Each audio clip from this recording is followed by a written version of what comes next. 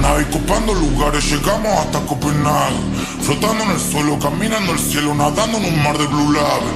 Uno no sabe las cosas que sabe hasta que los trucos le salen. Estamos viviendo una noche tan mágica que ni parecen reales. Bah, alta rapi, rompiendo hoteles en todas las ciudades. Dicen que el humo de la puerta sale. Llegan las multas, ya sé cuánto valen. Bah, como y si Ana y iguales. Ella es de Piscis, por eso me cabe difícil pasar detector y metales con todo lo que traje. Digo no, pasamos rápido de frío a cálido como en una explosión. Tapamos el cielo, bebé, si quieres evitamos que salga el sol. Tu cuerpo elástico partiendo el plástico, hay que tener precaución. Ella ya sabe qué hacer para hacerme caer en la tentación. En la tentación, en la tentación. Ella ya sabe qué hacer para hacerme caer en la tentación. Pasamos rápido de frío a cálido como en una explosión. Tapamos el cielo, bebé, si quieres evitamos que salga el sol.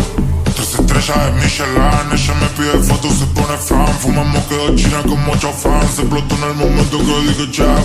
Ella bajó y yo dije wow. Nunca vi tan abajo ni el underground.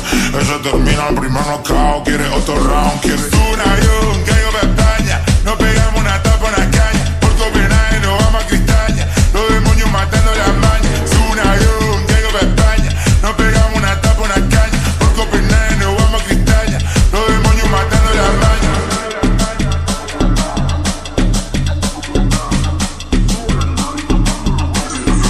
Ahora estamos muy contentos, estamos haciendo un discazo histórico, guacho, estamos haciendo otro discazo histórico, pa. Vamos a seguir rompiendo más y más y más. Digo no, pasamos rápido de frío a cálido como en una explosión. Tapamos el cielo, bebé, si quieres evitamos que salga el sol.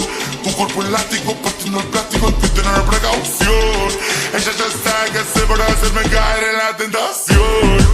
En la tentación, en la tentación. Ella ya sabe qué hacer para hacerme caer en la tentación. Pasamos rápido de frío a cálido como en una explosión. Tapamos el cielo, bebé, si quieres evitamos que salga el sol.